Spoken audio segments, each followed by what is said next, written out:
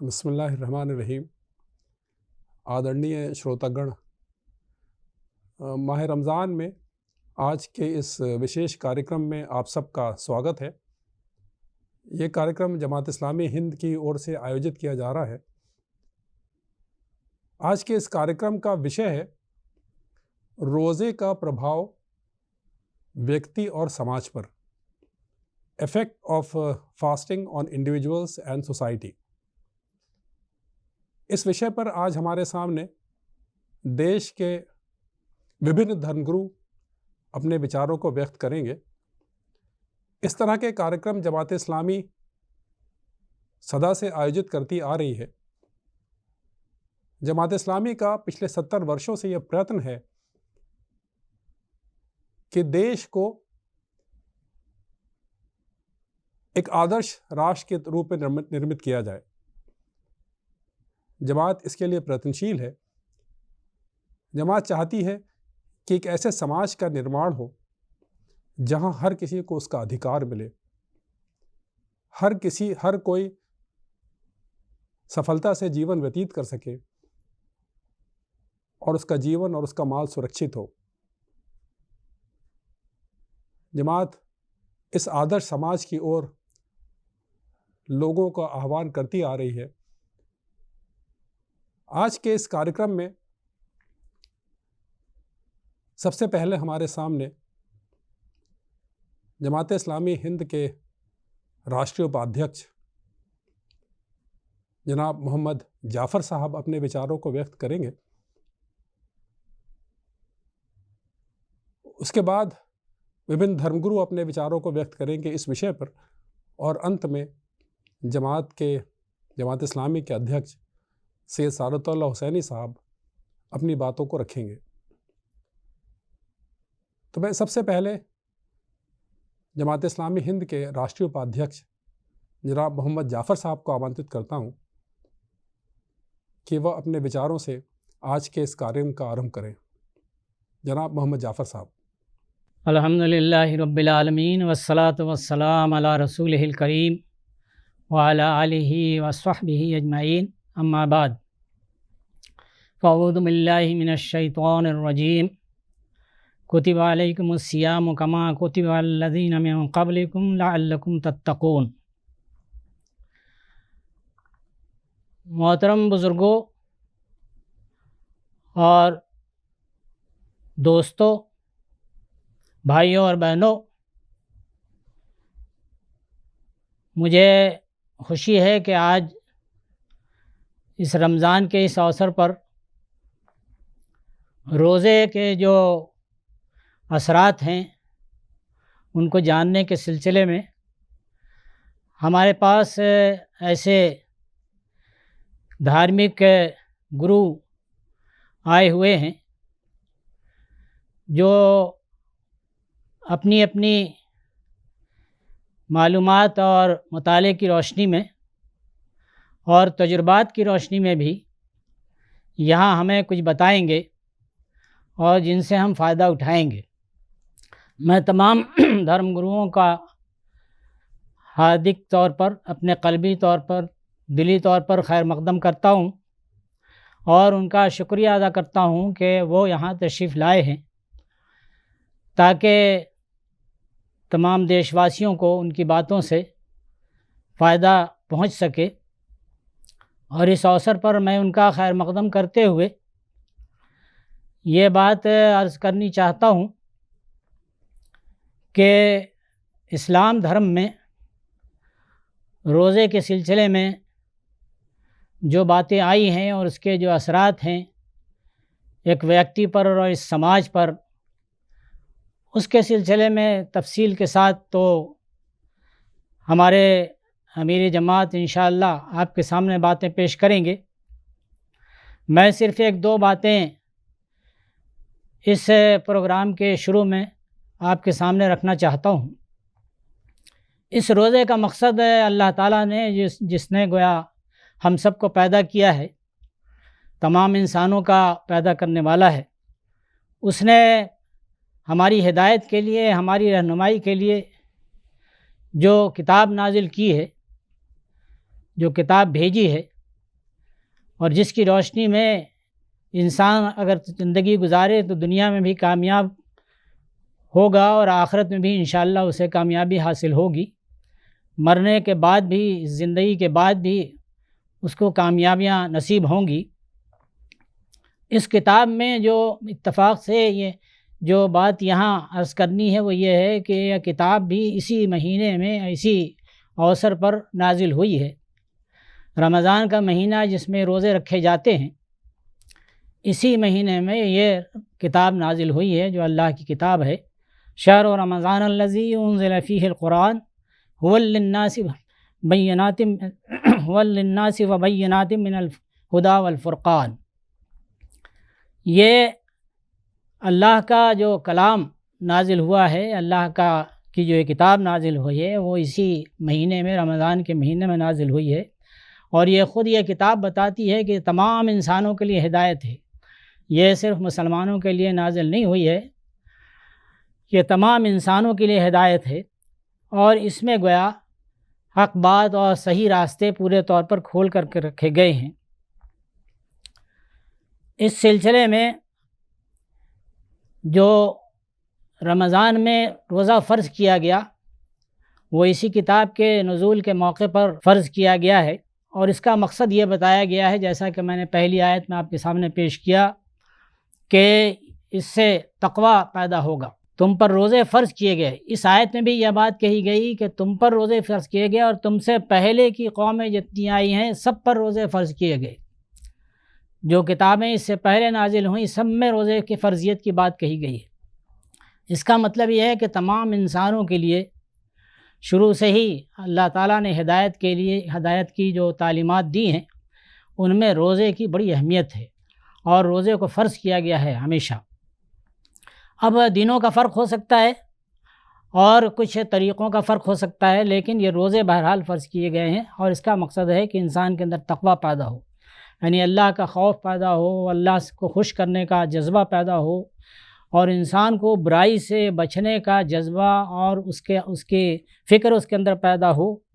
तक़वा के मतलब ये है कि एक इंसान को इंसान बनाने के सिलसिले में उसकी जो ज़िम्मेदारी है उसका एहसास हो और इस एहसास के साथ वो गोया अपनी ज़िम्मेदारी अदा करे।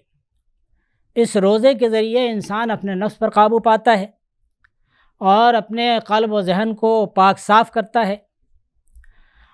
इंसान अपने दिल को बहुत सी बुराइयों से पाक करने की कोशिश करता है, नफ़रत से, जुल्म ज़्यादती से, झूठ से बचने की कोशिश करता है, वरना अल्लाह नाराज़ होगा और अल्लाह को राज़ी और खुश करने के लिए ही वो सारे काम करता है। दूसरे बंदगान खुदा के साथ, तमाम अपने इंसानी भाइयों के साथ हमदर्दी करता है, मोहब्बत करता है, उनके काम आता है, गरीबों के परेशानियों को दूर करने की कोशिश करता है। ये जो तक़वा की ये सिफ़त इंसान के अंदर पैदा करने की तालीम दी गई है, इसमें दिन में रोज़े रखे जाते हैं, यानी दिन में इंसान खाता पीता नहीं है और अपने जायज़ जो ख्वाहिश है सेक्स की उस पर भी काबू पाने के लिए दिन में उससे बचता है, अपनी बीवी से दूर रहता है, उससे ताल्लुक़ कायम नहीं करता।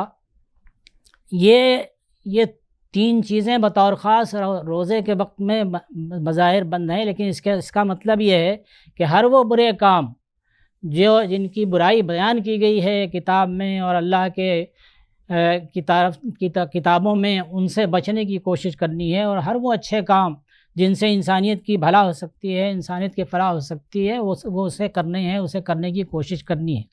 इससे अंदाज़ा किया जा सकता है कि एक शख्स का किरदार अगर वो बुराइयों से बचे, जुल्म ज़्यादतियों से बचे, झूठ से बचने की कोशिश करे, हराम कमाई से बचे, जुल्म ज़्यादतियाँ न करे, दूसरों के हुकूक़ न मारे, दूसरों को तकलीफ़ न पहुँचाए, रगड़े झगड़े न करे, लोगों के साथ ज़्यादतियाँ न करे, तो उसके साथ ये वो है एक अच्छा इंसान बनकर वो उभरेगा। व्यक्ति के तौर पर भी एक अच्छा इंसान बनेगा और जो समाज उससे बनेगा वो बेहतर और अच्छा समाज बनेगा। समाज के अंदर बिगाड़ जो पैदा होता है एक दूसरे के साथ ज़्यादती करने के नतीजे में वो पैदा नहीं होंगे। एक दूसरे पर जुल्म करने के नतीजे में जो चीज़ें पैदा होती हैं, दूसरे के हुकूक़ छीनने के सिलसिले में होती हैं, ये सब का ख़ात्मा होगा। और इंसान इन दिनों में अपनी रूहानी ताकतों को, कि इंसान जो है वो जिस्म और रूह दोनों से बना हुआ है, वो सिर्फ जिस्म का पुतला नहीं है, तो जिस्म और रूह दोनों उसकी इस महीने में गोया तरक्की करती हैं। और इस तरह वो भूख और प्यास के ज़रिए उसे दूसरों के भूख और प्यास का भी एहसास होता है। और जिस वक्त अगर कोई गलती करने लगता है, उसे एहसास हो जाता है मैं रोज़े से हूँ, तो ये पूरा 1 महीना उसकी एक ट्रेनिंग से जब वो गुज़रता है, तो बक़िया तमाम दिनों में आहिस्ता-आहिस्ता अपनी बहुत सी बुराइयों से बचने की उसके अंदर सलाहियत पैदा हो जाती है। ये गोया एक तरह का एक कंडेंस्ड कोर्स है, जो 1 महीने पूरे तमाम इंसानों को इससे गुज़ारा जाता है। और इसमें ये तालीम दी जाती है कि नेकी को फैलाओ, बढ़ाओ और दूसरों के काम आओ। इसीलिए इस महीने में सदका और ज़कात ज़्यादा किया जाता है। और हदीस में आता है कि 10 से 700 गुना तक ज़्यादा सवाब इस महीने के अच्छे अमाल के होते हैं। इस तरह यह इस महीने में ज़्यादा से ज़्यादा लोग गरीबों के हुकूक़ अदा करते हैं, उनकी माल से खिदमत करते हैं, उनके खाने से खिदमत करते हैं, उनके मुख्तलिफ़ तरीक़ों से खिदमत करते हैं। तो ये एक बड़ा रूहानी सफ़र है इस पूरे इस महीने का, जिसमें तौबा इस्तग़फ़ार इंसान करता है, अल्लाह से रुजू करता है, नमाज़ें पढ़ता है, रात में जागता है। तो इस तरह गोया उसकी पूरी ज़िंदगी जो है दिन और रात दोनों ही इस तरह गुज़रती है कि वो अल्लाह को राज़ी करने के लिए, खुश करने के लिए तमाम काम करता है और अपने भाई बंदों के साथ बेहतर तौर पर ज़िंदगी गुजारता है, तो और ताकि दुनिया और आखिरत मरने के बाद भी उसे अच्छा अजर मिले। तो ये गोया दुनिया और आखिरत दोनों की कामयाबी का रास्ता है, तक़वा पैदा करने का ज़रिया है। और इस काम के लिए बतौर ख़ास अल्लाह ताला ने इस महीने में किताब नाज़िल फ़रमाई है और इस महीने में रोज़ा भी फ़र्ज़ किया है। अल्लाह ताला से दुआ है कि वह हमें इस महीने को इसी तरह, जिस तरह इसका हुक्म दिया गया है, उसको गुजारने, उस पर अमल करने और इसके ज़रिए अल्लाह की नज़र में अच्छे इंसान बनने और दूसरे इंसानों के लिए भी बेहतर इंसान बनने की तौफ़ीक़ अता फ़रमाए। और यहाँ का समाज और सारी दुनिया एक जन्नत निशान बने और इस दुनिया के बाद भी जब इंसान जाए तो जन्नत में जाए। व आखिर दावाना अनिल हम्दुलिल्लाहि रब्बिल आलमीन। प्रिय श्रोतागण, अभी आपने जनाब मोहम्मद जाफ़र साहब के विचारों को सुना आज के विषय पर कि रोज़े का प्रभाव व्यक्ति और समाज पर। अब मैं आमंत्रित करता हूँ महर्षि गोस्वामी सुशील महाराज जी को, जो संयोजक हैं भारतीय सर्वधर्म संसद के, कि आप इस विषय पर अपने विचारों को व्यक्त करें। आदरणीय श्री महर्षि सुशील गोस्वामी जी। भारत विभिन्न संस्कृतियों, विभिन्न भाषाओं और विभिन्न संस्कृतियों का प्रतीक, अनेकता में एकता का प्रतीक है। हमारे देश में समय समय पर बहुत सुंदर सुंदर त्यौहार आते हैं। उनमें एक त्यौहार है रमज़ान का महीना। जिस प्रकार से कुछ दिन पहले नवरात्र का महीना था और रामनवमी में हमारे जो सनातन हिंदू संस्कृति को मानने वाले देश में, जिनको हिंदू कहते हैं, उनका कार्य चल रहा था।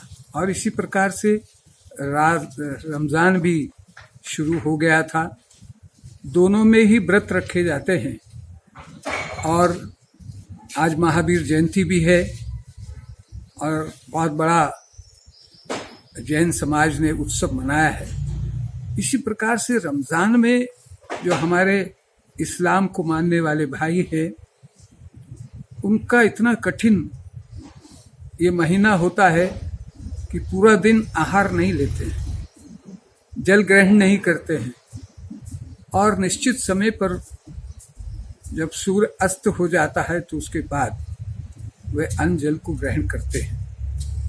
ये बहुत बड़ी ईश्वर की प्रार्थना है, ईश्वर की आराधना है, जिससे मनुष्य को एक शक्ति मिलती है ईश्वर को मानने की, सात्विक होने की, आध्यात्मिक होने की। ये सारे त्योहार हमको इसी तरह से प्रेरणा देते हैं। मेरी बहुत बहुत शुभकामनाएं हैं मेरे इस्लाम को मानने वाले भाइयों को, विशेषकर हमारी जो जमायत इस्लामी हिंद जो कार्य करती है पूरे भारत में, अपनी संस्कृति, अपनी समाज और भाईचारा और भारत के नवनिर्माण में जो योगदान रहता है, मैं हमेशा उसकी प्रशंसा करता हूँ। और मैं आज के दिन मुबारकबाद देता हूँ कि रमज़ान के महीने में मेरे मुस्लिम भाई जो कष्ट उठाते हैं, ईश्वर की आराधना करते हैं, ईश्वर हमें ऐसी शक्ति दे जो अराजक तत्व हैं हमारे देश में, जो धीरे धीरे सिर उठा रहे हैं, इस भाईचारे को समाप्त करने का प्रयास कर रहे हैं। हे ईश्वर, हमारी आपसे प्रार्थना है, ये हिंदुस्तान एक सुंदर गुलदस्ता है, इसको ऐसे ही रहने दिया जाए। यहाँ किसी भी मजहब के नाम पर लड़ाई झगड़े की कोई गुंजाइश भारत में नहीं है। आओ मिलकर प्रतिज्ञा करें, आपस में एक दूसरे को गले मिलें, मुबारकबाद दें और एकता और भाईचारे के रूप में भारत में रहने की प्रेरणा और प्रार्थना ईश्वर से करें।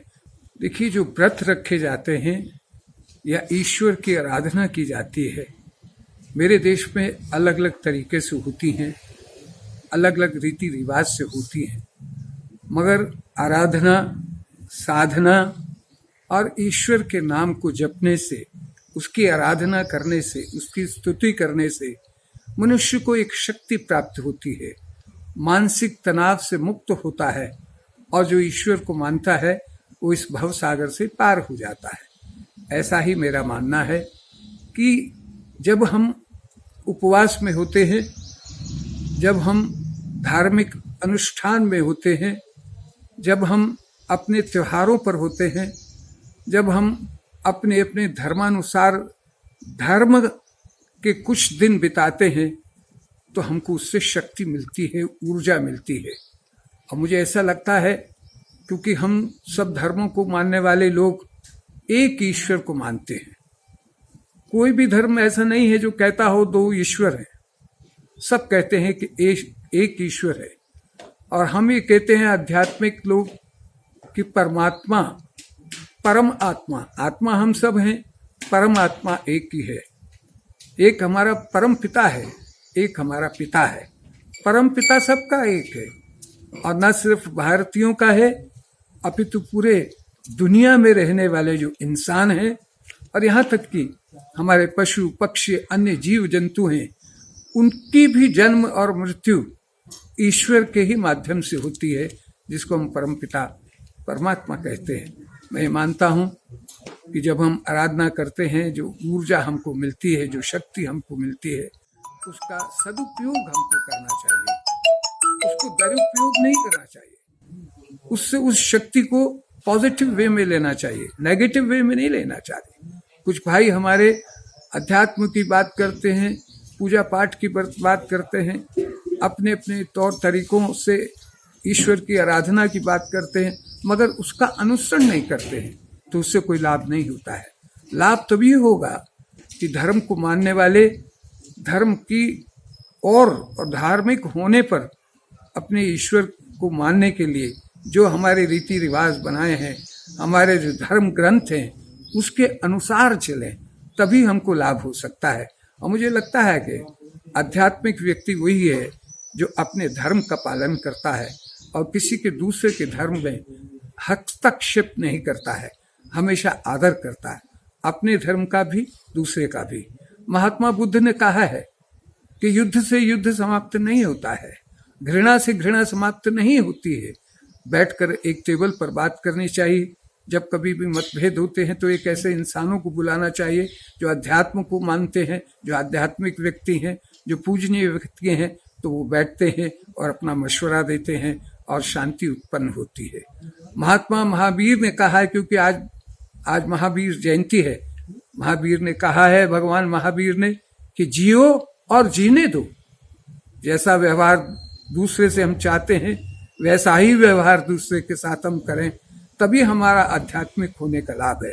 मैं कहता हूँ अपने धर्म पर निष्ठापूर्वक सबको चलना चाहिए और धार्मिक ऊर्जा को, देश को उन्नत बनाने के लिए, अपने भाईचारे को उन्नत बनाने के लिए हम इस शक्ति का प्रयोग करें। अध्यात्म यही कहता है। बहुत बहुत धन्यवाद, मुबारकबाद। ये सुशील गोस्वामी जी थे जो इस विषय पर अपने विचारों को व्यक्त कर रहे थे। मैं आपका धन्यवाद देता हूं जमात इस्लामी हिंद की ओर से। और आपके बाद मैं आमंत्रित करता हूं अब आचार्य विवेक मुनि जी को, जो अध्यक्ष हैं अंतर्राष्ट्रीय महावीर जैन मिशन के, कि वो इस विषय पर अपने विचारों को आपके सामने प्रस्तुत करें। आदरणीय आचार्य विवेक मुनि जी। भारत देश एक पर्वों का देश है। यहां पर अनेक प्रकार के पर्व बनाए जाते हैं, जिन्हें राष्ट्रीय पर्व कहते हैं, धार्मिक पर्व कहते हैं और आध्यात्मिक पर्व कहते हैं। इस चैत्र के महीने में नवरात्रों का भी पावन पर्व आता है, जिसमें सनातन धर्म की परंपरा के अनुसार सभी लोग शक्ति की उपासना साधना करते हैं। रामनवमी का पावन पर्व आया है और भगवान महावीर जन्म कल्याणक अर्थात महावीर जयंती भी जैन धर्म के अनुयायियों ने बड़ी धूमधाम से मनाई। इस्लाम धर्म में भी रमजान का महीना एक पवित्र दिनों का महीना है, जहां इस्लामी भाई सभी लोग अल्लाह की इबादत करते हैं, 5 वक्त की नमाज अदा करते हैं और अपने हृदय को, अपने विचारों को, अपनी रूह को, आत्मा को शुद्ध करते। अल्लाह के बताए हुए मार्ग का अनुसरण करते। भारतीय संस्कृति में ऊर्ध्वगामी बनना ही पर्व परंपरा का प्रतीक, जिससे परस्पर भाईचारे की भावना बढ़े, परस्पर हम एक दूसरे को सहयोग दें। यही हमें महापुरुषों ने सिखाया है। उन महापुरुषों के बताए हुए मार्ग पर चलकर ही हम अपने जीवन को सार्थक बना सकते। तो आओ हम सभी लोग अपने अपने धर्म के पैगंबरों, अवतारों, तीर्थंकरों के बताए हुए मार्ग पर चल करके अपने जीवन को सार्थक बनाएं। इन्हीं मंगल भावनाओं के साथ में ओम अरहम, ओम शांति शांति शांति। आदरणीय व्यूअर्स, अभी आपने आचार्य विवेक मुनि जी के विचारों को सुना इस विषय पर। अब मैं आमंत्रित करता हूं श्री भिक्खु संघसेना को, जो संयोजक हैं इंटरनेशनल मेडिटेशन सेंटर लद्दाख के, कि आप आएं और अपने विचारों को व्यक्त करें इस विषय पर। आदरणीय भिक्खु संघसेना जी। Hello, my dears and respected brothers and sisters of Muslim community. I, Bhikkhu Sanghasena from Leh Ladakh, would like to send you our warmest greetings on the occasion of the Holy Ramadan. I understand this month is the holiest month for our Muslim brothers and sisters, during which you observe fasting, you dedicate more time for prayer, for moving inwards and towards God realization or truth realizations. And I think fasting is in many aspects very important. If fasting is not only observed in the Muslim tradition, but I believe in all religion in different ways. In Buddhism also we have fasting, and this fasting, first of all, is very good for health. It purifies the toxic in the body. Usually we eat food more than the body needs, and because of that we get in a lot of troubles, problems. Now the medical science proved that one of the main reasons for diabetes is overeating and wrong foods. So during the fasting, you see, that aspect of his control and the body is purified. And this fasting we do in the name of God, in the name of religion, this purifies the mind also. Because the body and mind are interdependent, interrelated. Something goes wrong in the body, it affects the mind. Something goes wrong in the mind, it affects body. So when something wrong, or due to overeating or negligence, or due to eating wrong types of food, definitely affects the body. When the body is affected, the mind is also affected. Similarly, when the body is taken care, body is purified, and mind also affected, and mind also purified. So this fasting is a very important practice in all the religions, and I believe during the holy month of Ramadan, our Muslims brothers and sisters observe 1 month fasting the time, which is very good. It helps us so much. It helps us to come closer to God, to come closer to truth. Most of the times we all remain very busy with too many things. But during this retreat time, during this prayer, during this fasting time, we come much closer to God, much closer to truth, much closer to ourselves. So on behalf of the Buddhist community, on my behalf, and all members of my organizations, I like to send a lot of greetings to all our Muslims brothers and sisters, and may this holy month of Ramadan, may your spiritual practice, may your practice of fasting bring a lot of peace and prosperity to yourself, to your family members, to the community, and to the country and the world at large. And it has been my privilege to know, and I have been involved in promoting religious harmony. We organized in Ladakh a Muslim-Buddhist dialogue. In Ladakh, we have the two major religions, Buddhism and Islam. So we are very friendly. In fact, our understanding, our friendship in Ladakh between the Buddhist and Muslim is an example for others.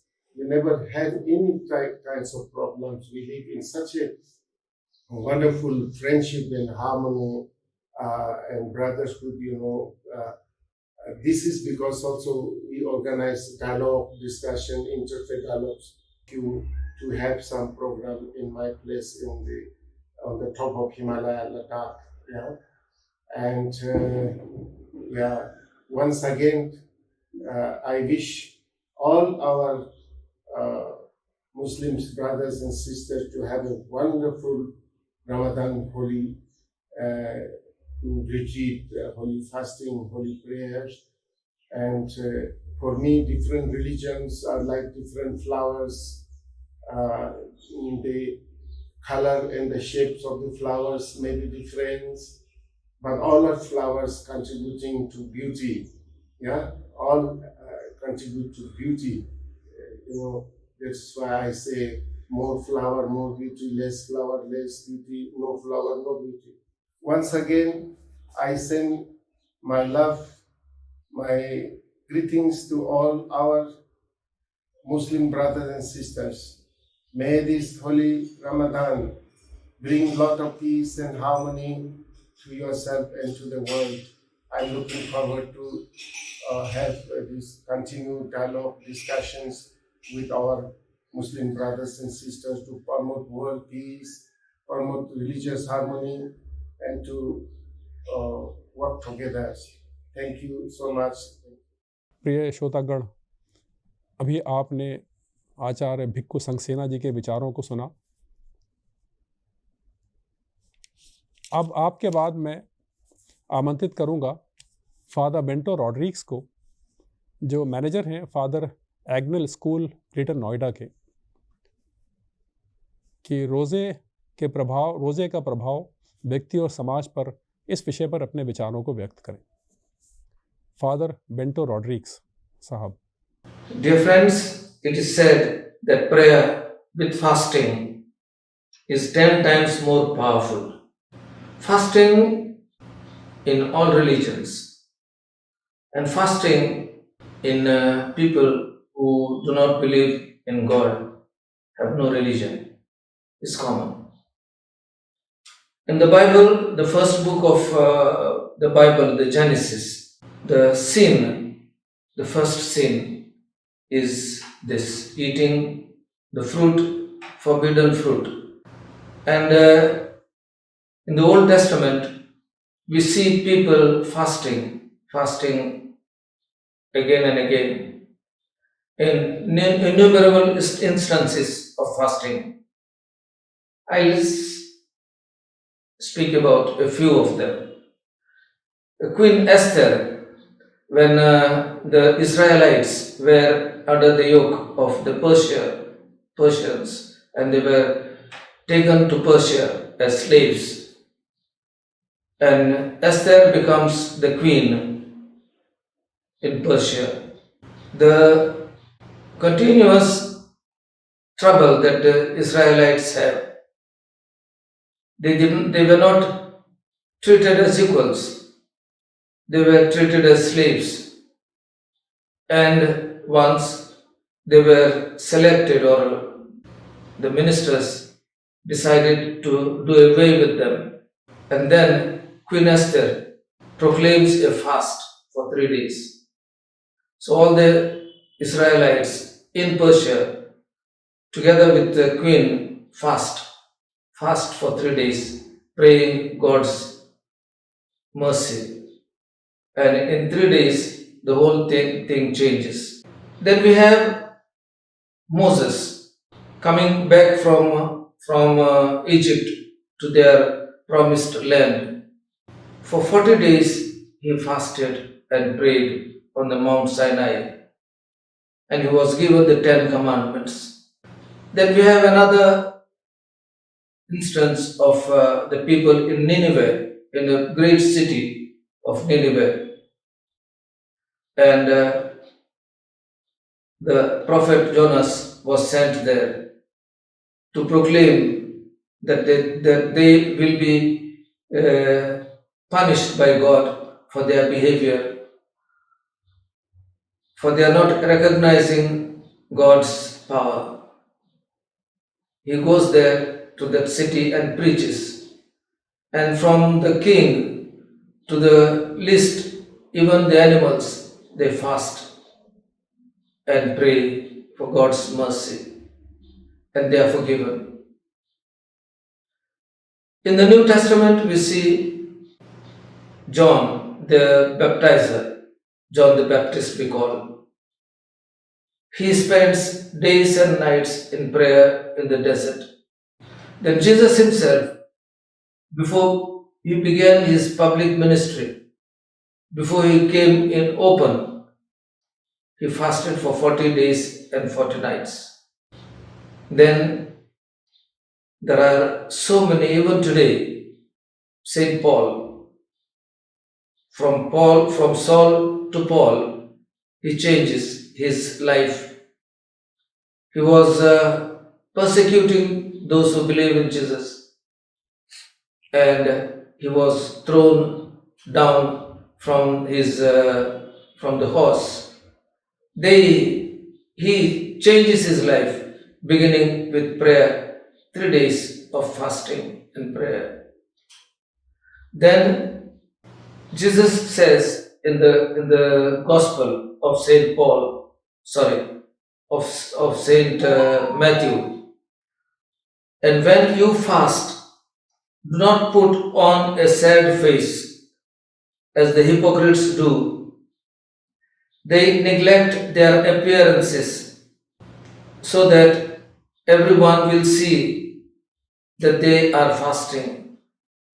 I assure you, they have already been paid in full When you go without food, wash your face and comb your hair so that others cannot know that you are fasting.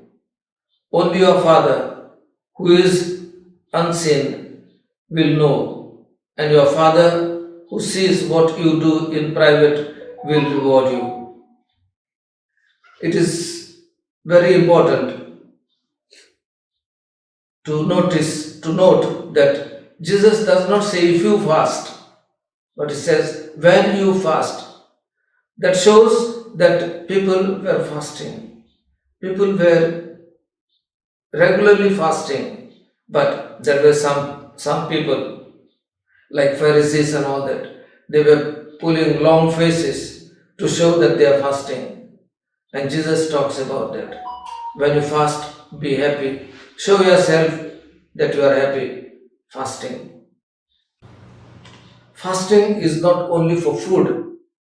Fasting from bad habits, fasting from drugs, drinks, fasting from anger, jealousy, fasting from your pride, selfishness, and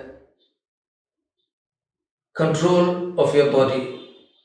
That fasting helps in reaching out to God and being happy all the time. Let us, when we fast, let us be happy. Fasting will not hurt us, will not hurt your future, but it will enhance your future. Fasting not for show.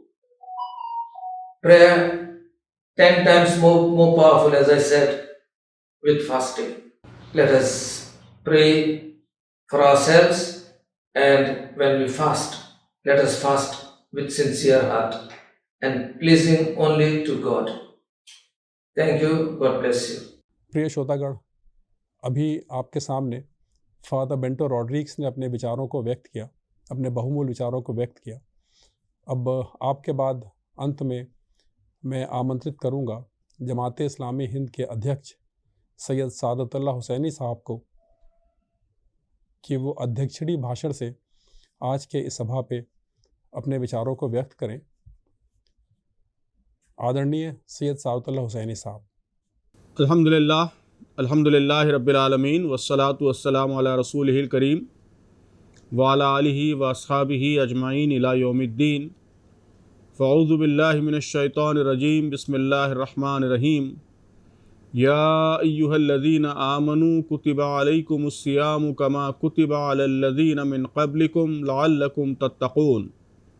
सदक़ल्लाहुल अज़ीम। सब प्रशंसाएँ अल्लाह के लिए जो सारे संसारों का पालनहार है। ए ईमान वालो, तुम पर रोज़े उसी प्रकार अनिवार्य कर दिए गए हैं जिस प्रकार तुमसे पूर्व के लोगों पर अनिवार्य किए गए थे, ताकि तुम अल्लाह से डरो। आदरणीय श्री गोस्वामी सुशील जी महाराज, श्री आचार्य विवेक मुनि जी, आदरणीय भिक्खु संगा सेना जी, मान्य स्वामी वीर सिंह हटकारी जी, फादर बिंटो रॉड्रिक्स जी,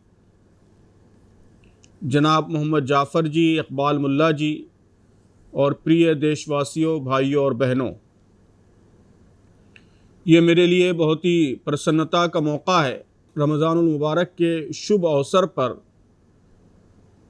विविध धर्मगुरुओं द्वारा रोज़े की महत्वता पर और मानव व्यक्तित्व के विकास में उसकी भूमिका पर विचार करने के लिए हम इकट्ठा हुए हैं। और आज हमारे बीच कई बड़े धर्मगुरु हैं जिनके बहुमूल्य विचारों से हम सब ने लाभ उठाया है। इस्लाम में रोज़ा या फास्टिंग की क्या धारणा है, इस पर चंद शब्द मैं भी रखना चाहता हूँ। भाई और बहनों, इस्लाम का संदेश केवल ये है कि हम सब अपने पैदा करने वाले की इबादत करें। हम सब का, सारे ब्रह्मांड का, सारे इंसानों का निर्माता और पालनहार केवल एक ही है। ऐसा नहीं है कि मुसलमानों का खुदा कोई और है और हिंदुओं का कोई और है और सिखों का कोई और है। हम अपनी अपनी भाषा में उसे अलग अलग नाम से पुकारते हैं, लेकिन सारी कायनात का खुदा एक ही है, सबका पैदा करने वाला एक ही है। उसी एक खुदा की इबादत और उपासना, ये इस्लाम का खुलासा है। उस एक खुदा ने इंसानों को इस जीवन के लिए सारी व्यवस्था और साधन दिए हैं और साथ ही जीवन बिताने का मार्ग भी दिखाया है। इसी मार्ग पर चलकर हम सफल हो सकते हैं, इस दुनिया में भी सफलता प्राप्त कर सकते हैं और मरने के बाद के जीवन में भी मुक्ति प्राप्त कर सकते हैं। इस्लाम में इबादत की या उपासना की जो व्यवस्था दी गई है, वो इसी काम के लिए, यानी एक खुदा की बंदगी और उसके दिखाए हुए मार्ग पर चलने के लिए इंसान को तैयार करती है। इस मार्ग पर चलने के लिए जो आंतरिक शक्ति दरकार होती है, इबादत या उपासना की व्यवस्था वो शक्ति प्रदान करती है। इस्लाम के इस निज़ाम इबादत की, इस उपासना व्यवस्था की विशेषता ये है कि वो इंसानों को अपने खुदा से भी जोड़ती है और दूसरे इंसानों से भी जोड़ती है। खुदा का प्रेम भी जगाती है और खुदा के बंदों के साथ सही व्यवहार का प्रशिक्षण भी देती है। मुसलमान दिन में 5 बार नमाज पढ़ते हैं। इससे जहाँ वो खुदा को याद करते हैं, सिर्फ एक खुदा के आगे अपने सर को झुकाकर उसके आगे आत्म समर्पण के अपने संकल्प को याद करते हैं, वहीं वो नमाज में ह्यूमन इक्वालिटी का, मानव समानता का पाठ भी याद करते हैं। वर्ष में एक बार वो अपनी संपत्ति का 2.5% भाग गरीबों के लिए निकालते हैं, जिसे हम ज़कात कहते हैं। तो अल्लाह के लिए अपने माल को कुर्बान करके खुदा से भी जुड़ते हैं और गरीब इंसानों से भी जुड़ते हैं। तो रोज़े की इबादत के भी ये दोनों उद्देश्य हैं। कुरान में कहा गया है कि इसका असल उद्देश्य तक़वा है, यानी खुदा के बताए हुए मार्ग पर चलने में एहतियात से काम लेना, प्रावधान से काम लेना, ईश्वर को हाजिर नाजिर समझकर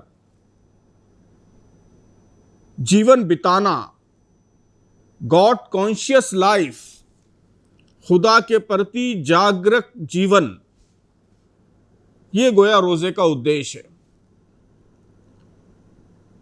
तो आप देखिए कि रोज़ा ये उद्देश्य कैसे प्राप्त करता है। रोज़ा खुदा का सच्चा, खरा, सद्भावी प्रेम, सिंसियर लव पैदा करता है। यह एक ऐसी इबादत है जो केवल खुदा के लिए ही हो सकती है। मैं लोगों के सामने भूखा रहकर अकेले में खा पी सकता हूं, इसलिए रोज़ा रखने पर समाजी दबाव ये कारगर नहीं हो सकता। अगर मैं अकेले में भी खाने से बचता हूं, पीने से बचता हूं, तो ये केवल ईश्वर के सच्चे प्रेम द्वारा ही संभव है। खुदा की भक्ति, उसके आगे समर्पण,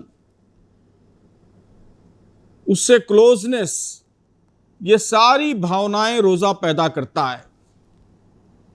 ये मनुष्य में एक सतर्क और स्वस्थ अंतकरण का विकास करता है। विजिलेंट एंड साउंड कॉन्शियस, एक बेदार ज़मीर, ये रोज़े के ज़रिए पैदा होता है।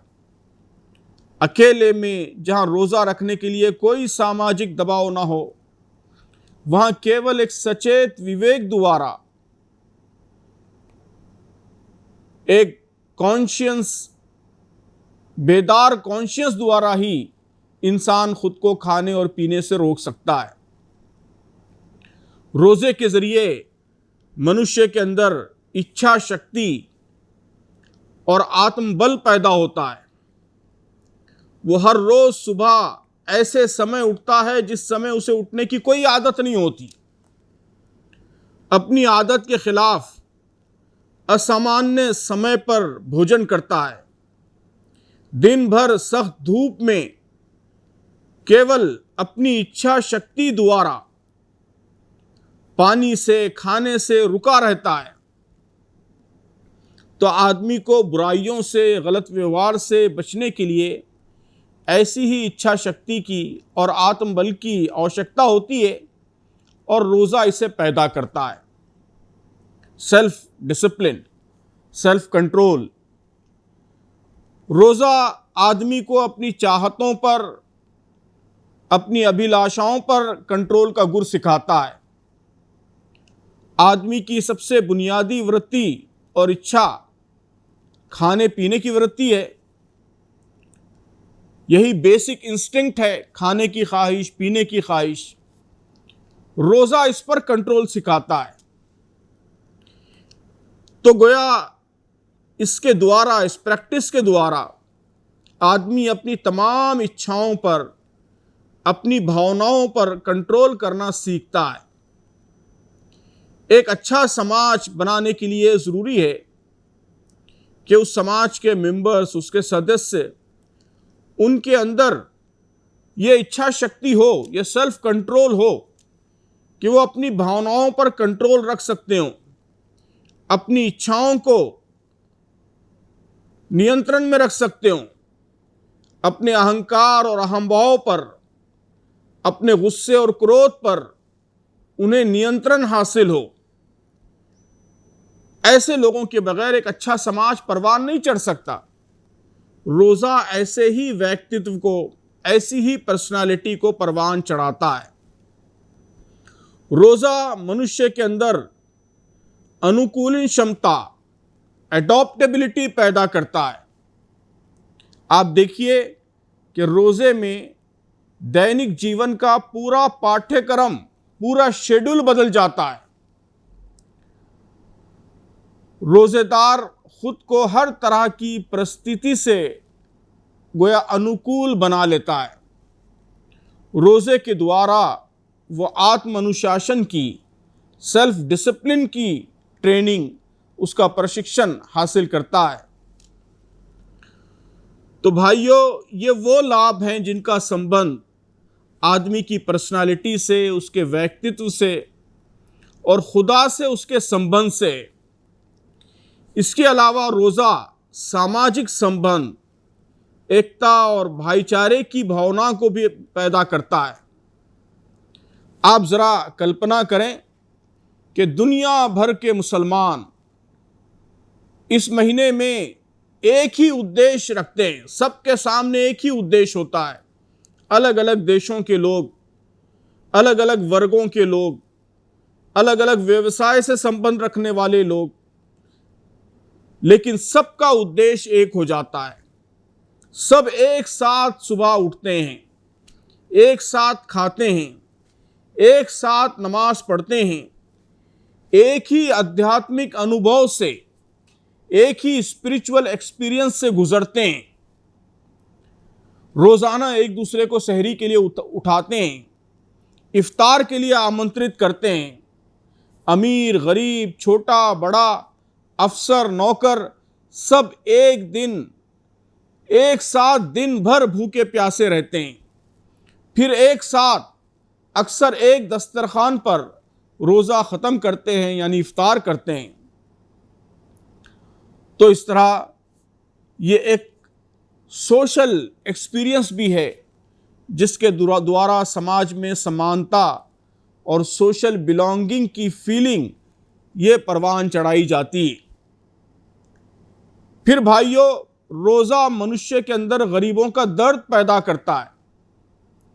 आप देखिए कि करोड़पति के घर में पैदा होने वाला बच्चा, उसे मालूम ही नहीं होता कि भूख क्या होती है और प्यास क्या होती है। जिंदगी भर उसने इस तरह जीवन बिताया कि हमेशा जिस चीज़ की इच्छा की वो उसके लिए हाजिर हो गई। वो कभी जान नहीं सकता कि भूख का दर्द क्या होता है, प्यासे आदमी को किस तकलीफ से गुजरना पड़ता है, और अधूरी चाहतों का दर्द कितना कष्टदायक होता है, कितना पेनफुल होता है। एक अमीर आदमी को इसका एहसास ही नहीं होता, लेकिन रोज़ा उसे इस दर्द से परिचित करता है।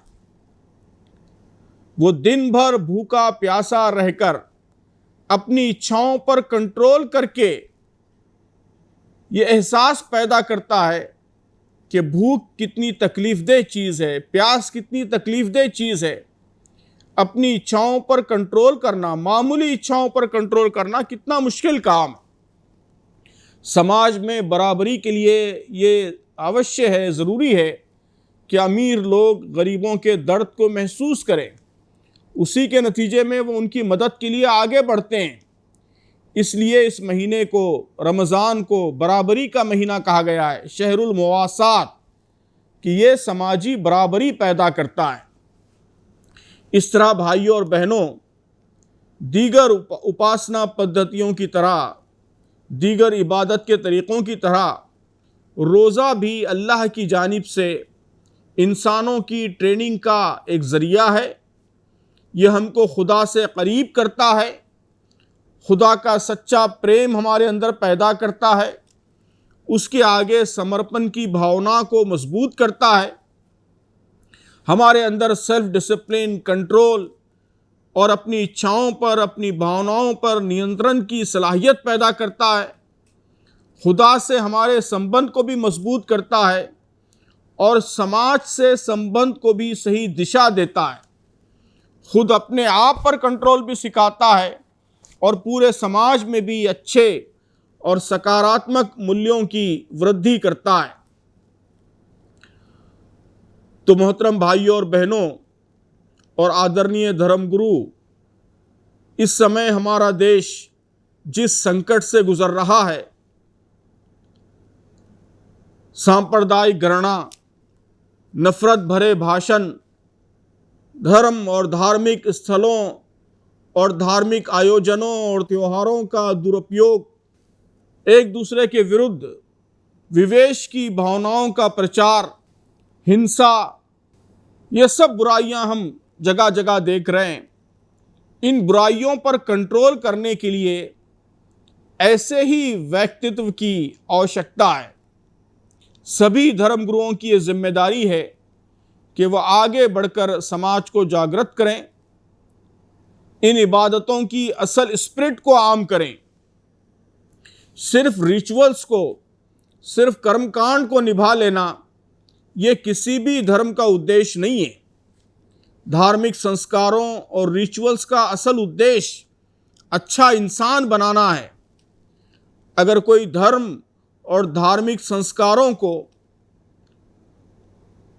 इसके उलट समाज को बांटने के लिए इस्तेमाल करना शुरू करे, नफरत और घृणा को फैलाने के लिए, बेकसूरों की हिंसा के लिए धर्म का और धार्मिक संस्कारों का उपयोग करने लगे, तो वो धर्म का सबसे बड़ा दुश्मन है। वो हमारे धर्म की दुनिया में तस्वीर बिगाड़ता है, सारी दुनिया में हमारे धर्म को बदनाम करता है। आज धर्म का दुरुपयोग और धर्म का अपने उद्देश्यों से दूर होकर रिचुअलिस्टिक हो जाना, ये बहुत बड़ी समस्या है। ये धर्म के सामने बड़ी चुनौती है। हम सब की जिम्मेदारी है कि ऐसा न होने दें। मुझे उम्मीद है कि यहाँ मौजूद सभी धर्मगुरु और सभी धर्मों के मानने वाले लोग इस अहम बात पर तवज्जो देंगे और चंद ईविल फोर्सेस के हाथों अपने धर्मों को यरगमाल बनने, बंधक बनने नहीं देंगे। हम जमात इस्लामी हिंद के लोग हमेशा इस शुभ कार्य में आपका साथ देने के लिए हाजिर हैं। मेरी ओर से आप सबको रमज़ान की शुभकामनाएं और यहाँ तशरीफ़ लाने के लिए मैं तमाम धर्मगुरुओं का और आप सबका शुक्रिया अदा करता हूँ। बहुत बहुत शुक्रिया, धन्यवाद। प्रिय श्रोतागण, अभी आपके सामने सैयद सारुतल्लाह हुसैनी साहब ने अपने बहुमूल्य विचारों को व्यक्त किया। रोज़े के प्रभाव व्यक्ति और समाज पर, इस विषय पर आपने अध्यक्षीय भाषण भी सुना और विभिन्न धर्मगुरुओं के विचारों को भी सुना। अंत में मैं अपने सभी पार्टिसिपेंट्स का धन्यवाद देना चाहता हूं जमात इस्लामी हिंद की ओर से कि उन्होंने अपना बहुमूल्य समय निकाला और जमात इस्लामी हिंद के कहने पर आपने इस बहुमूल्य विषय पर अपने विचारों को हमारे सामने व्यक्त किया। और अंत में सभी श्रोताओं का भी शुक्रिया अदा करना चाहता हूं कि आपने अपना समय निकाल कर आज के इस कार्यक्रम को देखा। अपने विचारों से आप हमको अवगत कराएंगे, ऐसा हमारा विश्वास है। ईमेल के ज़रिए से और कमेंट्स के ज़रिए से अपने विचारों से हमको अवगत कराएंगे। धन्यवाद।